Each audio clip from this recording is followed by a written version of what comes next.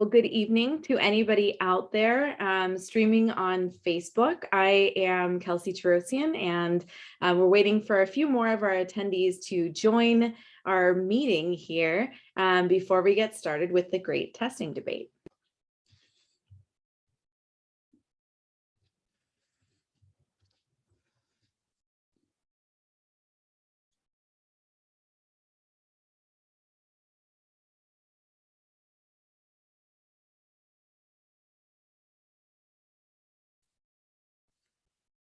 Great, so we're seeing a few people signing in, just waiting for a few more to get signed in, and we'll get started.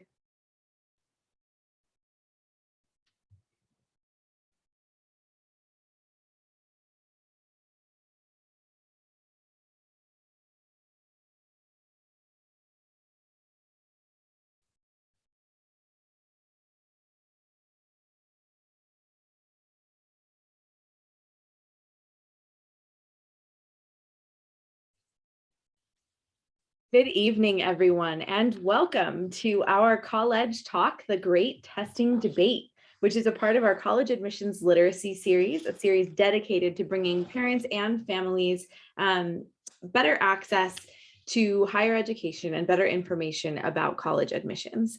I am Kelsey Terosian, the Director of Admission Services here at College, and we are absolutely thrilled to have so many of you joining us tonight. We've put together a very exciting event here with one of our close colleagues, Maddie Steiner from Compass Education Group, and it is going to be a lot of information. So sit back and absorb. Remember that above all of this information about testing and test optional really does need to be considered within your specific context of student, of the type of tester that they are, of their academic profile, and of course of their list, right? And sometimes even the strategy is going to be different for a student at one college versus at another. And that all of this information and testing, it really requires a plan that is based on all of your needs. So a couple of little housekeeping notes before we get started. This session is being recorded, and we will send out the recording to every single one of you. So don't worry about writing everything we say down, madly and taking lots and lots of notes. Really just sit back and absorb all of this information. We will get the recording out to you.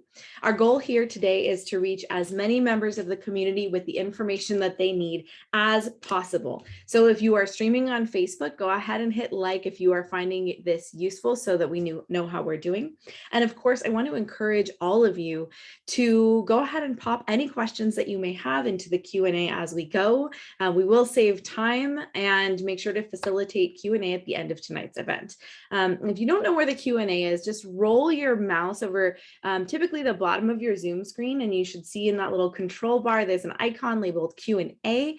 Like I said, we will have time for questions at the end. So I want to encourage all of you to ask anything that pops up. Before we get too deep into things, I'm going to go ahead and launch a poll. We want to make sure that we're covering everything that all of you have on your minds tonight.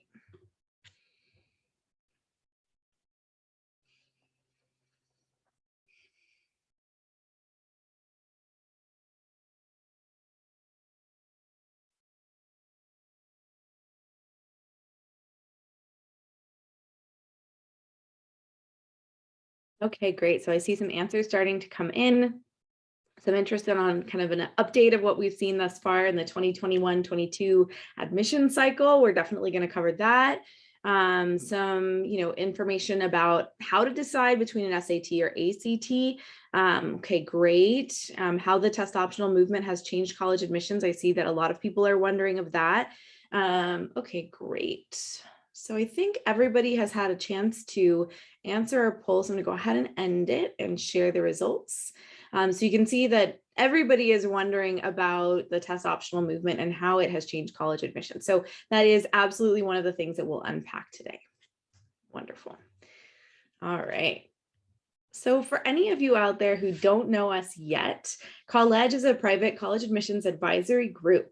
We're essentially a team of experienced admissions professionals, college admissions professionals, who work really closely with students and their families anywhere on their path to higher education. And what's so exciting about our work is that, of course, it helps students to identify and apply to what we call their best right fit colleges. But beyond that, it actually even ignites their deeper potential and prepares them for college along the way. So what I want to kind of go over is a little bit of the information that you see here on your screen. And you'll see that, this is the evidence of the way that we work at college. We're very, very student centric. As I mentioned earlier, we're very much focused on the fit, and that's something that is nuanced and different for every single student out there. And that's what you see paying off here. So you can see actually, so for example, we've got USC right now. They've been trying to keep that admit rate as high as they can, but it is at about 11.4% overall. You can see that historically over the past 5 to 6 years, college has had a success rate of more around 40%. So that significant difference is not actually an indication of, magic sauce that we're able to sprinkle on top of any student to get them into USC at a higher rate, but rather that focus on the fit. We can really help students to first identify, when and if a school like USC, or it might be Boston University or Tulane or any other of the wonderful colleges in the country is a wonderful fit, and then how to show the college what that fit really looks like. And that's when you see, because colleges are looking for fit just as much as students are, that's when you see those admit rates start to open up a little bit. So there's no magic to it. It's just really listening to the student and listening to the college. And as a result, we're incredibly proud of all of our seniors, the ones who are just getting the rest of their results now, are waiting, and the ones in the last couple of years who have gotten into at least one of their top 3 schools at a rate of 89.6%. So I want to take a moment to also introduce my colleague here, Maddie Steiner. If you want to say hi, Maddie. Hi, folks. It's a pleasure to join you this evening. Happy Sunday. Indeed. And we are so lucky to have Maddie here tonight. Not only is Maddie one of our favorite testing professionals out there, but they actually have so much knowledge.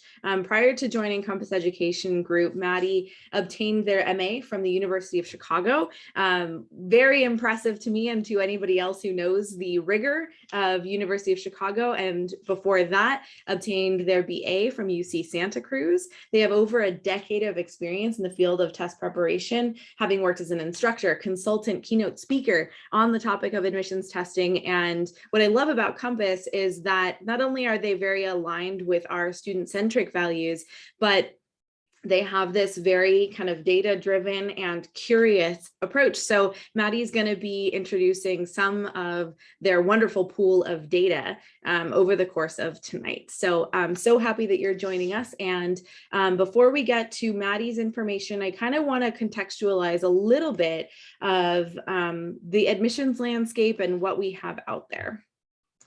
Okay, so right off the bat, I think people always love to hear a little bit about misconceptions, common pitfalls. So let's just start there. The number one testing misconception is actually that scores are going to get you in or keep you out, excuse me. And that's something that actually wasn't true even before the test optional movement and the pandemic and everything like that. This is one piece of what admissions officers review holistically. Previously, it was a piece of what we call the academic profile when tests were required. But it was one piece of information, not a golden ticket. The idea of like a golden ticket score is one that has long since run its course and long since been true. Okay, so the second one is the test optional isn't really real, that it's kind of a facade, but really they want to see your test. And while this is certainly sort of true, there are some schools that definitely prefer to see a test when possible. There are also I would say majority of schools that are test neutral and truly test optional, and that are going to look at you as an entire applicant. Number 3, the test scores can't be improved. And I'll get into some of the, I find, very interesting history about this later. But these tests, the SAT and the ACT, are actually designed to be much more around your logic, around your critical thinking. They're very strategy-oriented type of tests. And so the good news for you is that they are very coachable. Your score can definitely be improved. And as a former test prep tutor myself, actually with Compass, I've seen this happen many, many times. And that kind of speaks to number 4, that the SAT and ACT are skills-based. While of course they depend on baseline skills of, knowledge of the English language and how it works, reading comprehension, the ability to read certainly, and math skills, they are not mainly skills-based. And then finally, that colleges favor one test over the other. The SAT and ACT are pretty much universally viewed as equals in the admissions landscape. Okay, so I want to give you a little bit of a breakdown of how the admissions landscape has changed as a result of the COVID-19 pandemic. So let's look at the left pie chart, which is pre-pandemic, where you'll see, as I was talking about earlier, at this point, while there was a really good chunk of schools that were already test optional, the majority of schools did require an SAT or ACT test. And you can see that around 20% of the decision might have been dependent on test scores. And this whole bit, this gray slice of the pie and this big blue slice of the pie would be what were labeled as your academic profile. And so these two pieces worked together pre-pandemic. So interestingly, at the point, this is where the history lesson plays in, the SAT was actually developed at Harvard in the 1930s in a time when education was really only for the wealthy elite and was really dependent upon, having attended a really good private school, and Harvard wanted to change that. So it was developed as a tool to measure potential success in college, potential ability to, advance in the world of academia. And it was meant to increase schools' ability to admit students regardless of their background, as a piece that could show, maybe the student didn't have the best education, they had other factors in their way, but they had a strong SAT score that they could succeed in college. So now, I think, this kind of speaks to what I mentioned on that last slide, that these tests were really designed to look for logic and critical thinking, not necessarily skills gained through high school. Now, of course, the SAT and then the ACT developed over many, many years. And so they have changed since that point, and also the landscape has changed. So you fast forward nearly 90 years from when they were invented, and we have, because it was 1933, and we have a completely different situation where many schools are actually seeing testing as a potential obstacle to otherwise qualified students, either through access, they don't have access to actually take the test easily, perhaps they don't have access to good test preparation or the means to come by it. And so I think that the biggest takeaway from this news slide is that in a test optional landscape, this transcript is what the academic profile really is. Schools can't consider test scores in exactly the same way as they may have before because they're not required, because not everybody is submitting. And so, this just shows that for parents and students out there, at this point, we're seeing that the transcript is becoming more and more important. So while a test score now can kind of help show something about your scholarly mind that may not be shown on your transcript, or it could support something that is shown on your transcript, it isn't considered in the same way. The other note that I want to put in there is that there is a bottleneck that's beginning to happen. And you'll begin to see this a little bit more later through some of the great data that Maddie and Compass have put together. But basically what happened in the first pandemic year is that a number of students actually requested gap years. And so now that we were processing through some of those online learning years, and many of those gap year students who request deferrals, who were admitted to schools and requested and were granted deferrals, are now coming back, and they're actually taking spaces in the not 2020 entering class, but the 2021 and perhaps even the 2022 entering class. So that means that there are actually more spaces, and the number of applications that each individual school is seeing, as you'll hear about a little bit more later, is going up. So we have a bottleneck happening.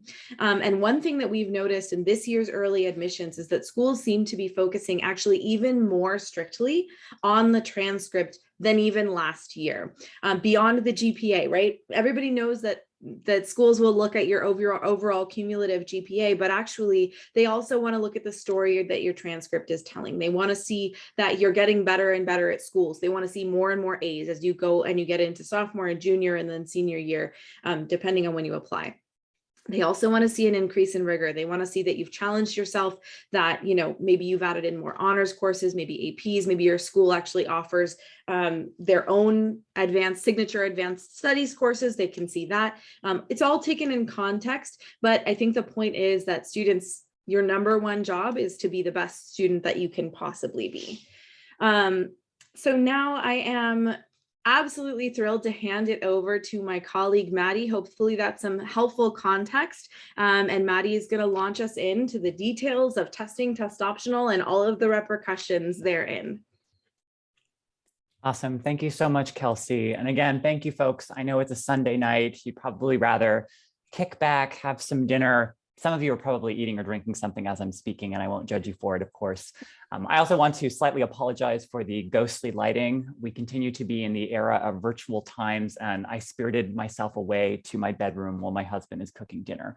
So we're avoiding all the clatter, the dogs and everything, and hopefully you'll be able to hear me very clearly. So yes, I have been in this industry for now going on 13 plus years. And what I try to do in my presentations is demonstrate for families what the correct posture should be towards these exams, that you don't over or underestimate their importance. You give them their rightful due, but not a second or a cent more. And much of what we do at Compass is framed within, as Kelsey had said, some of our thought leadership. We like to be consumer watchdogs of the SAT, the ACT, and enrollment professionals. Much of that is consolidated into our annual guide to college admission testing, which you can download for free. There's a link here. We also have a physical copy of the current spring iteration of the guide that we're happy to mail to you. So if you'd like a paper copy, it is quite a dense resource. I understand wanting to leaf through it with your hands rather than just scrolling as a PDF, but this is your option. The point is, you don't need to take copious notes. I call this your testing amuse-bouche. You can kind of whet your appetite, and then as you move along your respective testing journeys, pick what you find to be most helpful, right?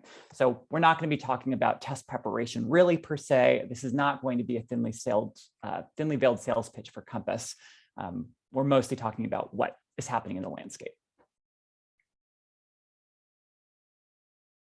So just to quickly throw out there, because I know it's gotten some attention, garnered headlines in any number of publications, you may have heard that the digital SAT is on the way, and perhaps we'll get a glimpse at a digital version of the ACT that is also en masse. The point here is that if you are a sophomore or junior family that's dialing in, this has no importance whatsoever. This exam is going to debut at the earliest for current freshmen, and they will have the access to a junior PSAT as well as a SAT later in the spring, the inaugural version of the SAT. Things that you should know about it. It's basically an abbreviated version of the current iteration of the test. So instead of 3+ hours, it's 2 hours. You take it on a computer, much like the GRE, which is a graduate school adaptive computerized exam. For graduate school, this will be section adaptive. Depending on how you perform on the first module of the test, the second module then recalibrates. It's supposed to make the experience of taking the assessment more enjoyable for students and less burdensome. It will still be scored on a 1600-point scale. It will not be taken at home. Some students may have heard a couple of years back, the first year of the pandemic, that the APs were streamlined and were taken at home, and it was kind of a mess. That's not what's going to happen here. All right. Also, just a few other notes. The super long passages will be retired, and there is no more non-calculator section. So students rejoice, they can keep their calculators for the duration of the exam. But again, this is mostly a big nothing burger for anyone in the sophomore or junior classes. All right, next slide. This is what's getting all of the attention, and understandably so, the test optional movement, which really at its core means that your application is complete with or without the inclusion of a test score. Where it's not so simple is the spectrum of optionality that exists between two poles, those colleges that are requiring the SAT or ACT, in spite of the dearth of testing sites that resulted because of closures, especially in the Western United States, you saw a far more comprehensive shutdown to protect students. So schools in the South and the Southeast, you may have heard that the public higher ed systems in Georgia and Florida require the SAT and ACT once again. On the flip side, you have in our very own backyard in California, the UCs and the Cal States that have gone test-free, which won't even allow you to report an SAT or an ACT result. Curiously enough, and if this comes up in the Q&A, we can discuss it later, APs are still allowed to be submitted by students. So it seems that there are only certain standardized tests that are no longer allowed to be shared. Everyone else, though, within these polls is either temporarily test optional, going through a multi-year trial to see how it works, or use this as an opportunity to leg more permanently, okay? And I would say that depending on the policies that colleges advertise, you can look very closely at the wording, you can get a sense of whether or not they prefer these exams or far more neutral about them. For example, all right, I would call these schools, Carleton College, University of Michigan, U of Chicago, my alma mater, and Purdue, as clearly test preferred. You see language like encouraging standardized testing. I really enjoy what Purdue writes because I think that some students might see the test optional movement as a red herring, not properly exercise judgment and apply to a school that normally wouldn't have been a good fit. But because the guardrails are suddenly gone, the pink flag has been tossed away, and they're applying and maybe not the best fit for that institution. So Purdue says, listen, we are test flexible, meaning we prefer the SAT or ACT. Oftentimes, these same colleges will make reference to data that points out that GPA plus test scores, when taken together, are a more accurate predictor of academic performance in college than if either of these things were taken alone. So they want to have these tests in place regardless, right? So that's test preferred, and they tend to be more in line with more selective schools. This is the majority of players, though, out there. I would say they are, quote, either test additive or test neutral. This is what Kelsey was getting at earlier. They are arguing for a more holistic review of the student, that testing can be an additive feature that enhances the application if it's in line with students' performance across coursework, cumulative GPA, and that you will, quote, not be disadvantaged if you fail to produce a result, all right? So you can see, obviously, University of Wisconsin, Tulane, Gonzaga, and Wake Forest, I really like because they get out in front of some of the moralizing that happens around standardized tests. I try not to be an apologist for these exams. I understand where they have their frailties. I myself, although we won't use tonight as therapy, did terribly on every version of the standardized tests and scored in the 15th percentile on my GRE. All right, so why am I doing this work? I don't know. No, I actually really enjoy it. So Wake Forest says, it's not that we think standardized tests are evil. You won't be penalized. Just understand that it's simple. If you think your scores are an accurate representation of your ability, share them, okay? If you're curious about who is test optional through various class years, there are a number of schools that are ending their policy this year, or perhaps we're still waiting on an announcement of the continuation. So this is just a number of names through the class of 2022. Vanderbilt being one of them. If we look at the next slide, we'll see those that are extending another year. All right, schools like Amherst, Barnard, Rhodes, and Stanford. Okay. University of Pittsburgh too. And then lastly, those that are extending through the class of 2024, current sophomores. And actually Harvard, as of 2 weeks ago, made the comment that they were going a number of years forward, Washington University and St. Louis as well, in spite of having what I would say a test preferred stance. They say standardized test scores provide us with information about an applicant's preparation for success at WashU. And one thing that I do just want to double down on, and where I think these exams are useful, in particular for those colleges that don't have as many coveted spaces, is that for these wildly diverse applicant pools, colleges are looking for any metric, any piece of data that can help decode the transcript and make meaningful comparisons between applicants. And in spite of some of the broad brushing that standardized test scores might do, you can only imagine, and I'm curious what a school like UCLA is doing with over 120,000 applicants from not only the domestic US, but internationally. how do you make sense of, let's say 4.0s from a rural town in Mumbai versus a college prep school in a major metropole in the United States? So generally, it's why these exams are analogized as common yardsticks. And I think we might want to be a little bit careful what we wish for if the exams are obliterated entirely, which I don't see happening anytime soon, but it's something we're obviously very curious about. So anyway, next slide, Kelsey. Thank you. What were the consequences of test optional? How did colleges respond for the class of 2021 and their first year of dealing with these exams, mostly being entirely virtual as students and having very few opportunities to test, versus what we saw in the class of 2022? So current graduating seniors that had more opportunities to sit for these assessments. Well, applications ballooned, especially at more selective institutions. And in spite of maybe this seeming like a really great thing, obviously the colleges and enrollment management professionals were thrilled, although maybe having to make more fine-grained decisions about who to admit with such a large applicant pool, the test optional policy actually made it more competitive at any number of institutions. And you can see via the laws of supply and demand, admit rates plummeting because there wasn't some massive expansion of freshman classes across the board for all of these interested students. And as I had alluded to earlier, I think you might have applicants not necessarily exercising the best judgment just because test scores are now thrown out of the equation in some cases, okay? So what did we learn from the class of 2021 and some preliminary data amongst colleges that were brave enough to share their figures? Okay. So this is a lot to take in all at once. I want to point out that this is really, it's sad that there are so few institutions transparent enough. So I want to applaud everyone on this bar chart that included this information. All right. But generally here, you'll look at two different sets of bars. All right. If we just focus on the blue ones, you can see there's a gradient and then a solid blue.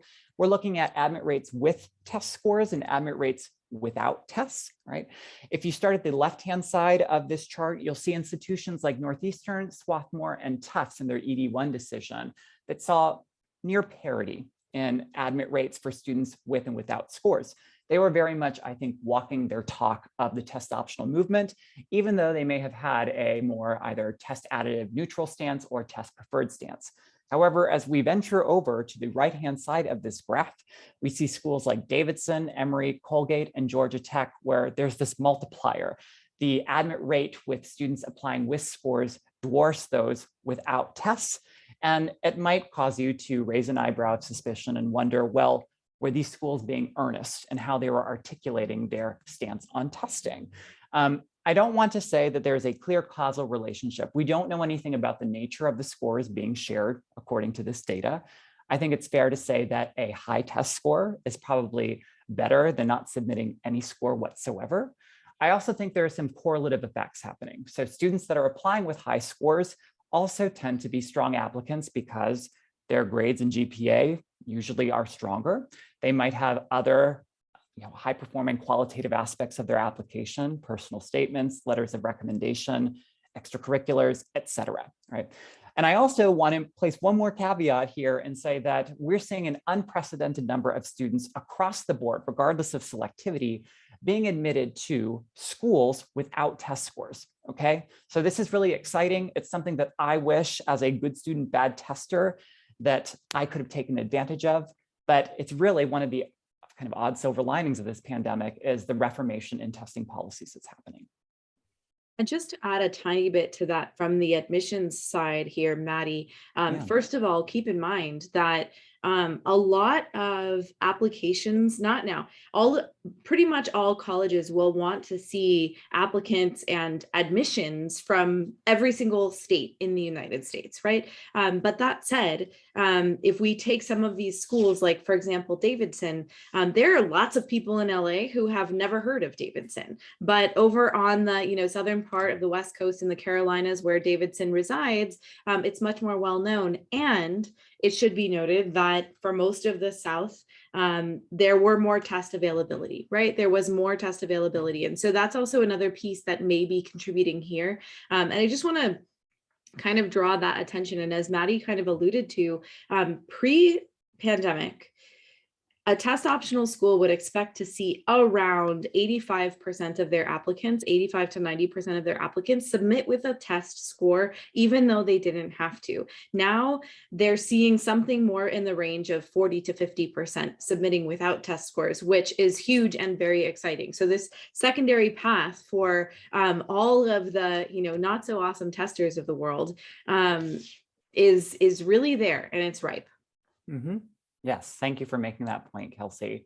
To kind of further that message, and we're going into takeaways right now, what we're generally believing, kind of our policy for most students at Compass, is that most folks are not going to ditch testing entirely.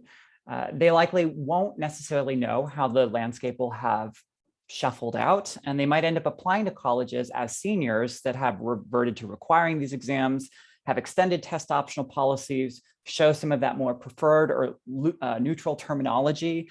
And you don't need to approach the sharing of scores in a monolithic way. It's really going to be an individualized decision depending on each college that you're applying to, and working with folks like College to make these very informed choices about where your score might be additive and where it's somehow in discord with the rest of the application, right? So takeaways, this is just generally kind of the first wave. If you're trying to debate whether or not most students in your background, your neighborhood, your high school are taking and submitting these exams, these are just some fundamental things you should ask. If you're curious about how your score sits within the larger pecking order, you can look at your school's profile. Many schools will make this a public thing. They'll include their mid-50th percentile range of SAT and ACT scores. And then, of course, what usually is the hallmark of making a very weighed and measured assessment of whether or not your scores are good is looking at the average reported ranges of test scores among colleges. And this is something that we have within our guide to testing. We track around 416 of these schools. And I'd like to think that if you fall somewhere within that range that's advertised, you can softly check off the testing box and focus on other elements of the application. But again, I think most students are hedging their bets, planning to take the exams, and then determining later on what to do with those scores, right? If you're curious about weighing the degree of optionality, right, look for context clues like, as we saw earlier, still important, expected, or temporary allowance. Some colleges are talking about testing or the optional policies as a dispensation that they're making to do what's karmically right for students, versus more neutral language, plus factor, appreciated, or no disadvantage. They're kind of meh about tests.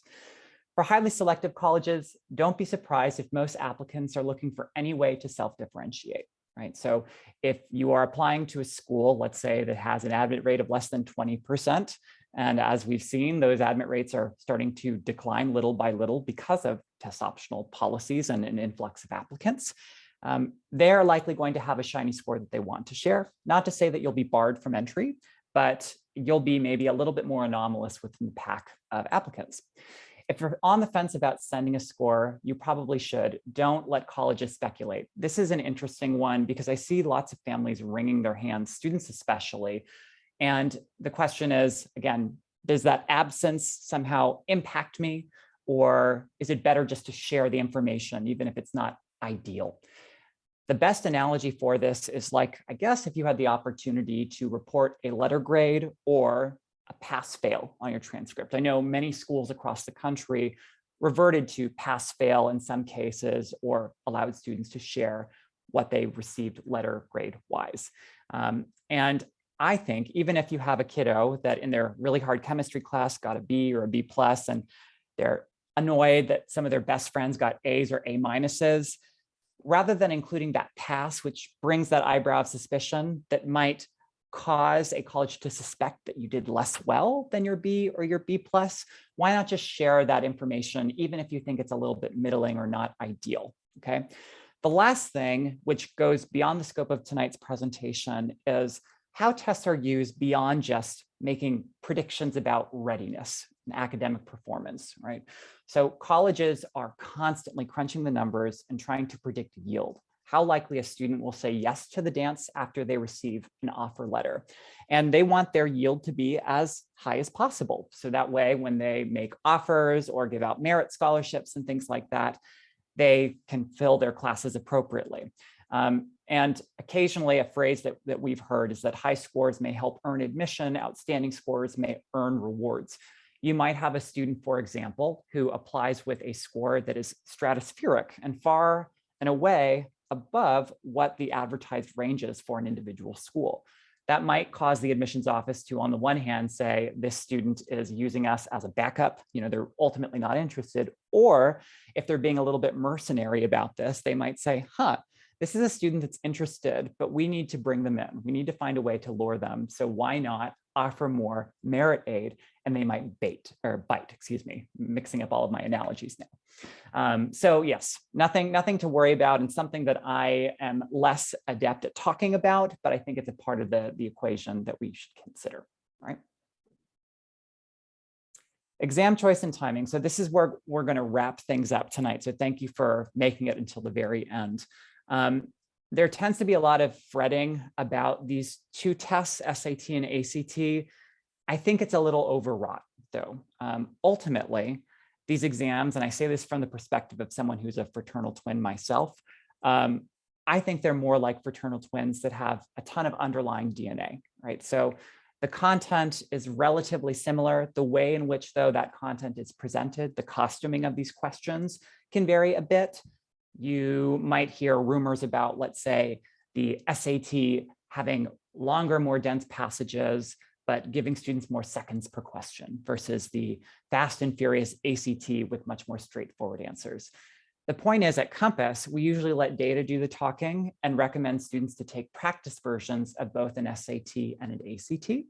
But colleges do not care. As Kelsey had said, they are completely interchangeable. This is a highly popular timeline that we advertise to most of the schools that I speak at annually and to most of the students that engage with us individually. I would say the earliest that you're doing anything testing related is 10th grade, simply for the purpose of diagnostic testing. We have some families that want to get something off of the list, and they might use, let's say, if their school offers a PSAT in 10th grade, they take a practice ACT with Compass. You compare the results, see if there's a preference, and move in that direction, all right? You should not be engaging in any formal test preparation whatsoever in 9th or 10th grade. A test prep company that kind of wolfishly brings you onto their roster that early is just taking advantage of your students' academic growth that comes naturally as a result of their exposure to more advanced coursework, their cumulative growth as readers and mathematicians, all right? This is why most students are sitting for these exams officially in 11th grade, not usually until the spring, or sometimes, as you can see based on this little green box that I have on the right, waiting to take their first official test in the summer prior to senior year or in the fall of senior year. I would say most of our students, though, are taking their first assessment sometime between March and June of 11th grade. If you're curious about what test preparation looks like at Compass, generally we afford about 2 to 3 months, one 90-minute lesson per week with our instructors one-on-one, online or in person, and one practice test per month. We are firm believers that a reasonable amount of effort is going to yield you the bulk of your improvement on these exams. All right, by the time you hit late in the spring and hit up against the summertime, note that in May, some students are sitting for AP exams, and it might seem like double duty to do preparation for both an SAT, ACT, or any number of APs. So students' calendars might get a little bit clustered. It's just something to be mindful of.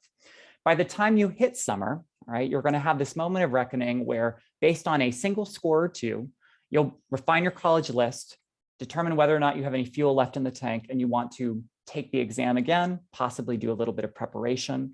You can see that tests are now offered year-round with the August and July ACTs in the summertime. Most students, I will say, plan to sit for at least 2 administrations if they're sharing the results by the end of 12th grade, which is your last chance opportunity.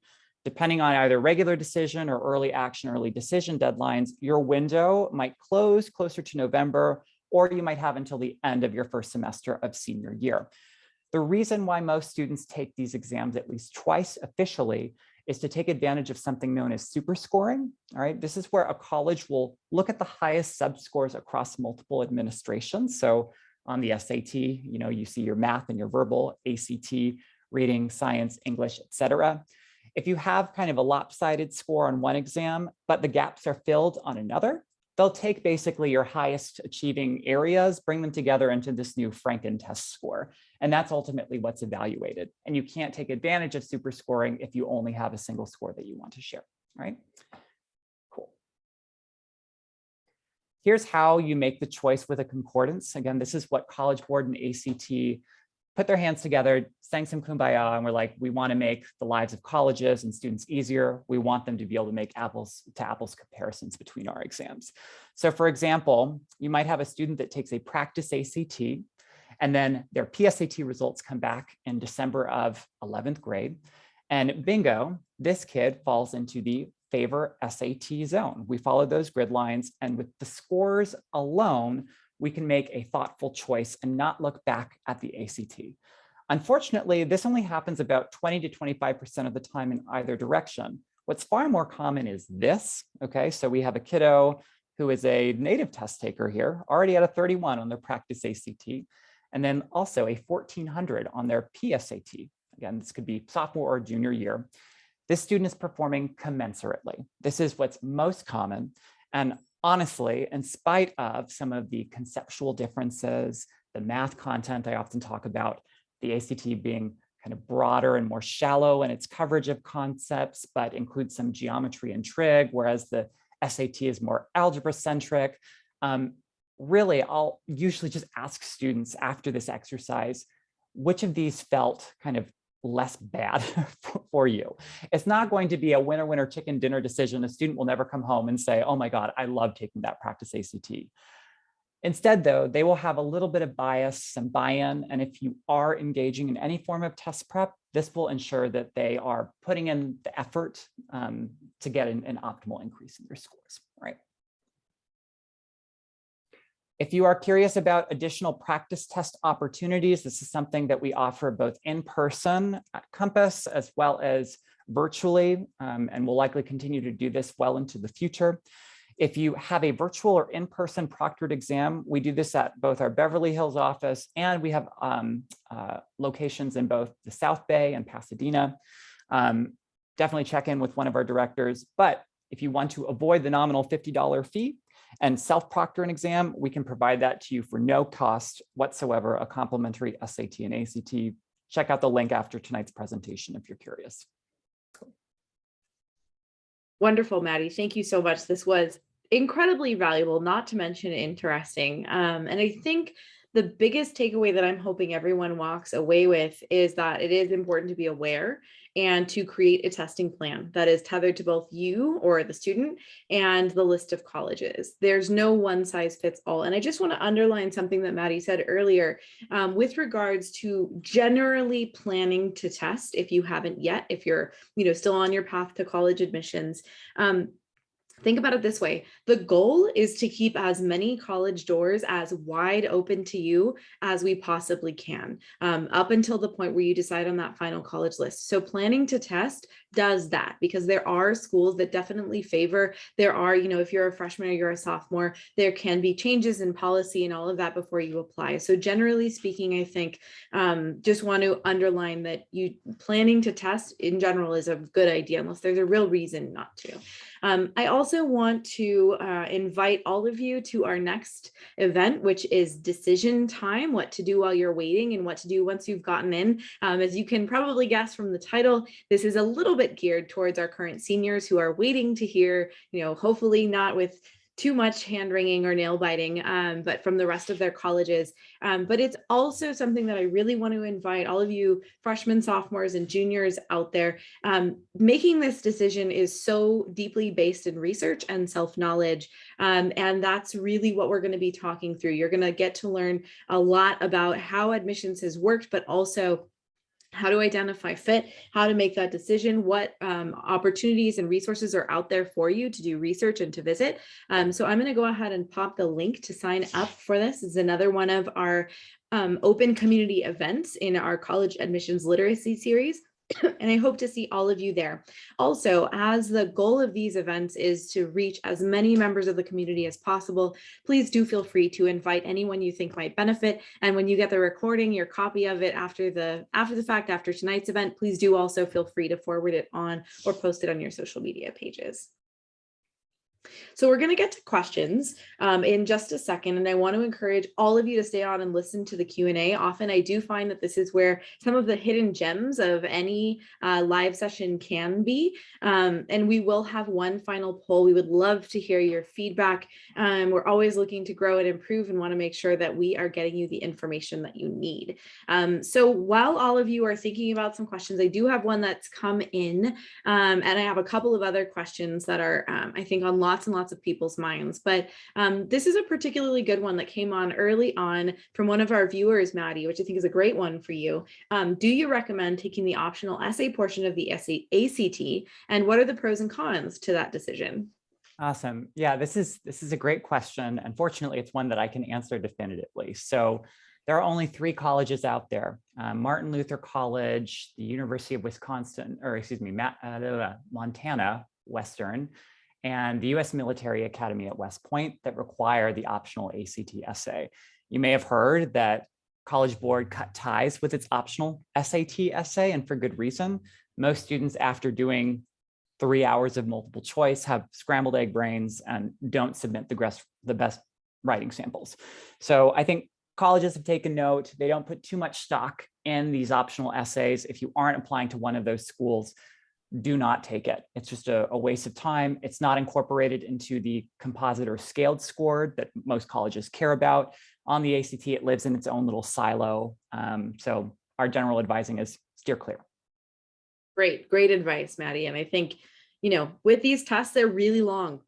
They're really long, and you can't underestimate the toll that takes on a student. So if you can opt for less and you don't need it, do that.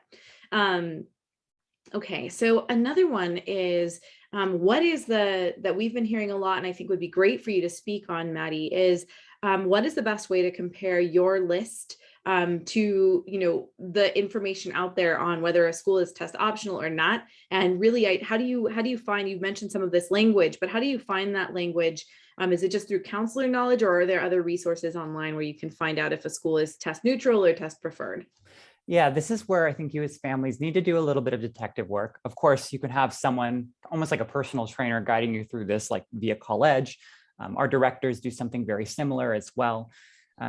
You really have to, based on the colleges that you're applying to, look more closely at the admissions testing requirement language. It's very clear at the forefront of the how to apply section of any number of institutions. We've also indexed a lot of these schools inside of both our guide to testing and online. We have a list of college profiles. And if it still is somewhat unclear to you, for those colleges, and we're still building out our database with this, that report their admit rate data around the percentage of students applying with and without scores, that's going to be extremely telling. So I think it was in a webinar that was done for independent consultants a few weeks ago, one of the directors of admission at MIT said, hey, listen, I know our policy is test optional, but we love and basically expect every MIT applicant to apply with a test score. And when you look at, for example, a school like Georgetown, the vast majority of applicants are still applying with test scores. So that information, although unfortunately you need to read between the lines a little bit more, and as I said at the beginning, test optional can be a red herring, that it can be pretty clear to make these distinctions. I don't know, Kelsey, if you want to add on to that. No, I mean, I think that's really accurate information. It really, a lot of this research, some of the best research really does take place on an individual college's website. And it's just by digging around and not just glossing over the type of language that you're finding, but really paying attention to, okay, what are they saying with this language? And as Maddie said, reading between the lines. And this is a skill that actually can also be applied to identify like the vibe, the culture, the values of a college as you're trying to identify best right fit. So it's not, it's a great practice to get into just overall. Okay, great. So then last question, I think I appreciate everybody staying with us, and we do have that final poll coming up. But the last question I want to make sure that we cover a little bit is that question of AP tests. How do they play in? How do colleges look at those test scores? Talk just a little bit about those AP tests. Yeah, so I'll do my best to summarize what I think is like a very loaded topic, especially with regard to where the UC stand in being test-free schools. There was some really interesting research done by UNC,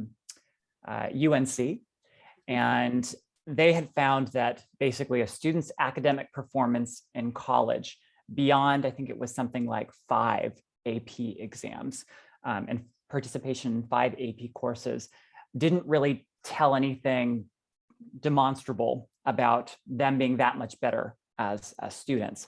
However, you still see students obviously taking incredibly robust course loads, doing more than those 5 kind of exams that the data showed. And I think it testifies to this desire to, in the void of an SAT or ACT, seek out any point of self-differentiation, okay, especially for more selective colleges. And you can imagine if you are applying to one of those top UCs, perhaps Berkeley, UCLA, or UC San Diego, even in the past, when students were applying to particular colleges or particular majors, although they're gone, may they rest in peace, the subject tests, which were kind of like mini AP exams, were broadly encouraged, all right? In the absence of the subject test, though, and other than the transcript, there isn't really detailed knowledge of a student's mastery of a particular content area. So I would not be surprised if, as testing wanes for some institutions, as I said earlier, the type of exams isn't just being thrown out entirely across the board. I think that also the APs as a product are far more well respected. They don't get the same kind of what do I want to say, flack, I guess, that the SAT and ACT have gotten historically because of their perceptions around barriers of entry, lack of diversity, equity, and inclusion. Lots of teachers celebrate the AP exams and the AP coursework, right? So it's still a little bit murky. We're trying to figure out what's best. My hope is that going test optional for the SAT and ACT doesn't drive AP mania. And it might be doing that a little bit for some of our kiddos, waiting on the data for colleges to share, and currently in the classes of 2022, 2023, and beyond. All right. So thank you, Kelsey. Yeah, great information, Maddie. I think, the other message about APs is that, colleges do look at the transcript deeply. They do want to see increased rigor. I would say in general that taking AP courses is probably going to carry more weight than the AP exams, which have never been required. But a transcript certainly is. And so I think the important piece is, Maddie makes a really great point about AP mania, which I think is already kind of here. And certainly it may be increasing as test optional continues. Make sure that when you make those choices about your academic profile, your academic plan, that they're actually tethered to your interests, that they're tethered to courses that make sense, in which you're succeeding, that you really want to challenge yourself in. Because that authenticity piece that, I'm sure you've all heard lots of people talk about in the essays and in the activities, it actually rings through the transcript as well. Colleges are looking for students who push themselves in areas that make sense for them, areas that they're really interested in, not so much students that are just ticking all the boxes and therefore taking all of the APs in hopes that that is going to help them. It certainly is going to show rigor. It also may make you very unhappy. So with that note, I want to thank everybody for attending. If you feel like you need more information, I'm putting the general contact information for Compass into the chat right now. They're a fantastic, highly ethical, and well-resourced group, as I'm sure you've learned tonight. So I've just popped that in. And if you also feel like You may need a little bit more specific guidance regarding your college list and all of those options. Please feel free to contact us as well. And I'm putting our contact link into the chat now. So I really appreciate everyone who is in attendance tonight, and for everyone who's stuck it out the entire time. Hopefully you've gotten some wonderful information. I'm going to go ahead and launch another feedback poll and would really love to hear all of your honest feedback. Let's see. Oh, okay. I see that somebody is not seeing anything in the chat, and I can see why. I entered it in the wrong place. Thank you very much for that. I'm going to put this in right now. Again, information for Compass and contact for college as you all fill out the feedback poll. And then also, I will put the link to sign up for our next event, Decision Time. And I will also put in the wonderful links to the Compass resources in here for all of your ease. Hopefully you were able to get that from the slides earlier, but we have 3 great resources for you here. So all of those links should now be in the chat. And as you all complete your final feedback poll, I just want to thank you all for attending tonight. I want to make sure that you follow us and follow Compass on social media, Facebook, YouTube. And if you felt that tonight was helpful and you feel like having access to these free resources is valuable, please do consider liking, consider sharing these events, consider sharing this great content with anybody who you feel like would be benefited from a little bit more information. And I want to thank you once again, Maddie. Your wonderful thoughtfulness and all of this data, as always, is just invaluable, and just really appreciate you taking part in our presentation tonight. My pleasure. Thank you everyone for joining, and hopefully you're a little bit more calm and feel more organized about the wily world of testing. I know it's bizarre.